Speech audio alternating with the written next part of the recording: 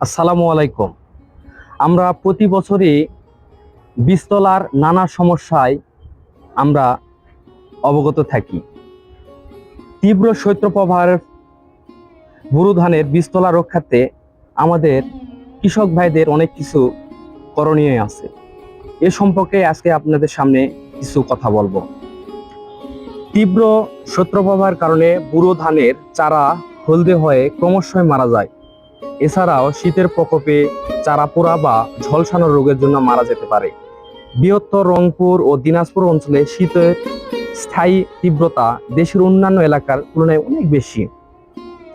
ফলশ্রুতিতে শৈত্যপ্রবাহ শুরু হলে কৃষক ভাইদের বীজতলা রক্ষার্থে বাড়তি কিছু যত্ন নেওয়া দরকার। করণীয়: শৈত্যপ্রবাহের সময় বীজতলা স্বচ্ছ পলিথিন দিয়ে সকাল 10টা থেকে সন্ধ্যা পর্যন্ত ঢেকে দিতে হবে। বীজতলা 3 থেকে 5 সেন্টিমিটার পানি ধরে রাখতে হবে। এক্ষেত্রে গভীর নলকূপের পানি ব্যবহার করলে অনেকাংশেই ভালো। বীজতলার পানি সকালে বের করে দিয়ে আবার নতুন পানি দিতে হবে। প্রতিদিন সকালে জমাকৃত শিশির ঝরিয়ে দিতে হবে।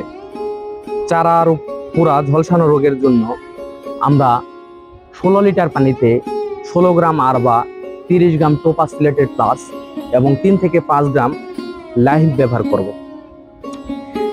তারপরও বীজতলা চারা হলুদ হয়ে গেলে প্রতি শতক জমিতে 280 গ্রাম ইউরিয়া সার প্রয়োগ করব।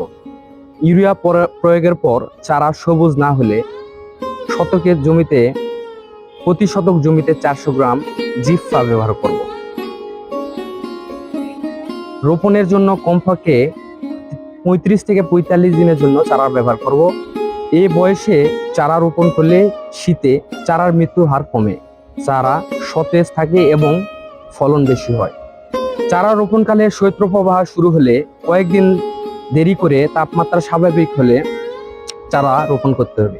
চারা রোপণের পর শৈত্যপ্রবাহ হলে জমিতে 5 থেকে 7 সেন্টিমিটার পানি ধরে রাখতে হবে। শীতের তীব্রতা ও চারার বয়স বিবেচনায় সমন্বিত ব্যবস্থা অনুসরণ করা সুস্থ রোগমুক্ত চারা উৎপাদনের মাধ্যমে ভালো ফলন পাওয়া যায়।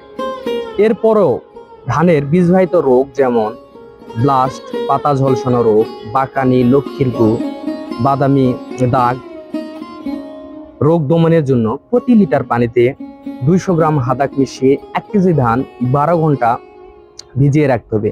এরপর শোষিত বীজগুলো পরিষ্কার পানিতে 10 থেকে 12 ঘন্টা ভিজিয়ে রাখতে হবে এবং রাখার পর 2 থেকে 3 দিন জাগ দিতে হবে। আশা করা যায় এই সকল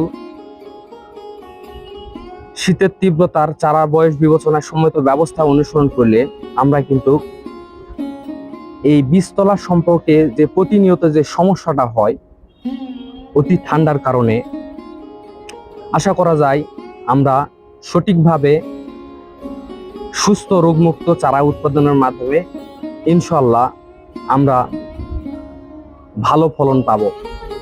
আশা করা যায় এটি আপনারা মানবেন। ভালো থাকবেন। আসসালামু আলাইকুম।